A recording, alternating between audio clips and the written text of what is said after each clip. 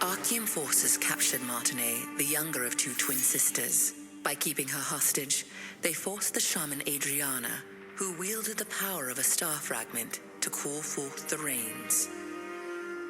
As the ritual began, rain cascaded from the sky, accompanied by crashes of thunder. But the Archean forces had altered the ritual. Their tampering caused a cursed rain to fall on Laslan. Wherever the rain fell, creatures transformed into violent monsters that attacked people and devastated the farmland. Adriana was shocked to witness what she had done. When the Archean forces turned on the sisters, meaning to kill them now that they had served their purpose. The awe-inspiring power of the star fragment that lay dormant within Adriana flooded out, and their enemies were annihilated in an instant.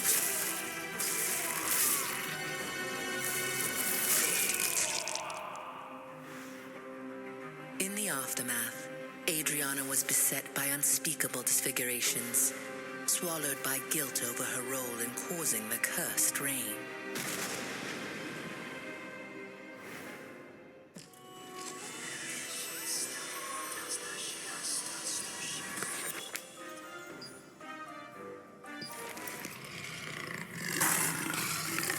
Hamel, the sacred deer of the Black Owl Plains, met his demise, and his death heralded Iskael's return.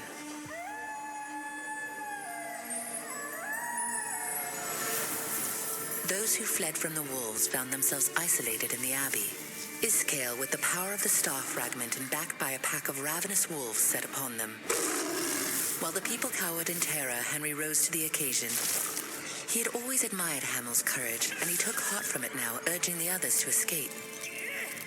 As Henry desperately battled against the wolves, Iskael rushed towards him.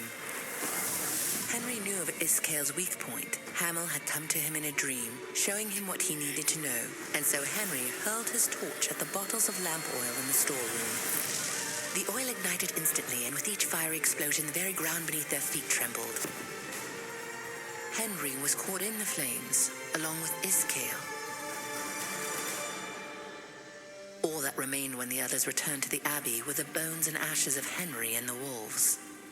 Now the people of Castleton hold a wolf hunting contest every year to honor the courage and sacrifice of the young hero.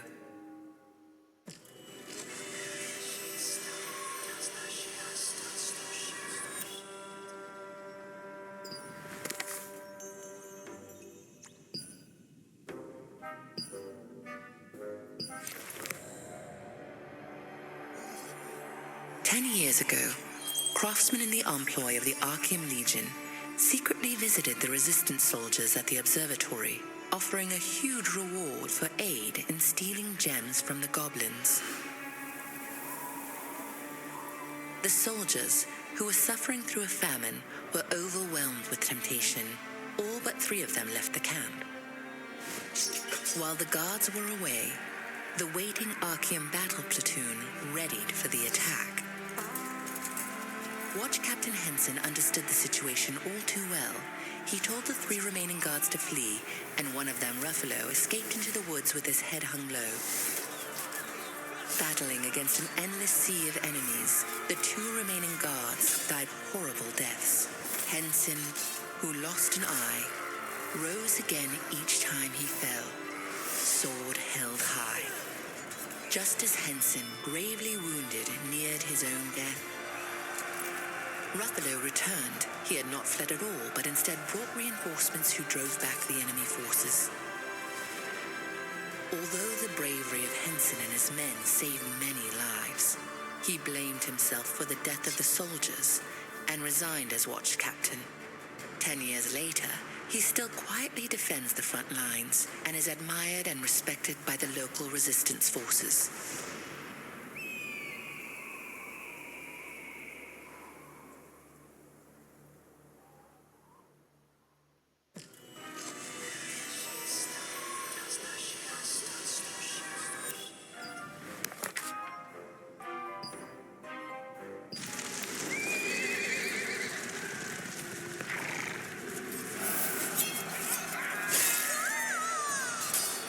As Revolupius's army swept across Laslan, Sophia and Rutain, siblings whose parents had died in the war, fled for their lives and lost their way in the Spider Forest.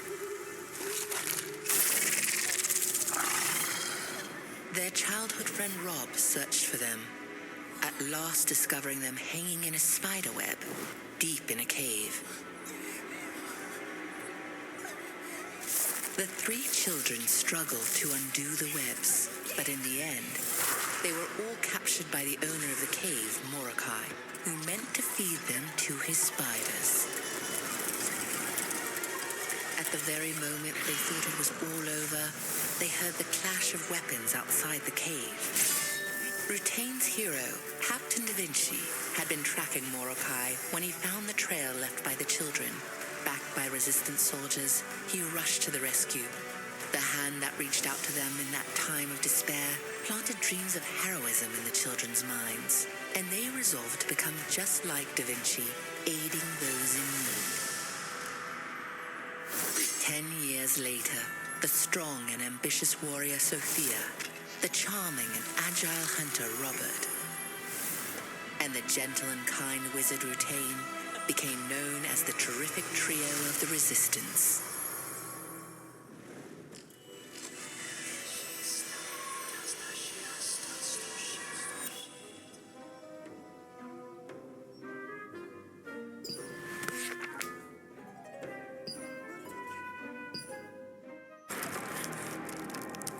While being bitten by a vampire, Ezekiel was saved by Scala, the monster hunter.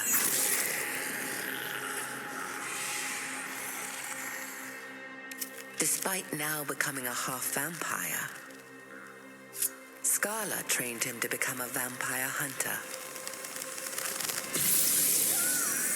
Scala would later be killed by Baron Leonardus, a powerful vampire lord.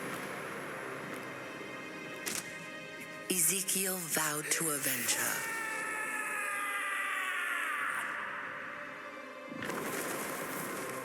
Over the course of decades, Ezekiel became a legendary vampire slayer. He found Leonardus and began a fight to the death. But Leonardus was too strong. At death's door, Ezekiel used the last of his strength to draw a magic circle with blood and placed a guardian's pledge in its center.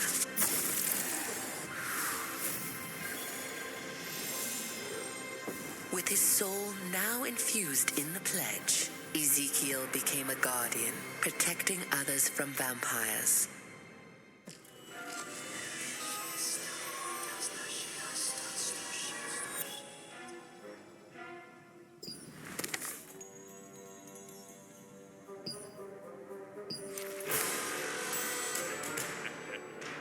Vernon, the Lord of Stoneguard, who colluded with Archeum, exploited the inhabitants and ruled over them with an iron fist.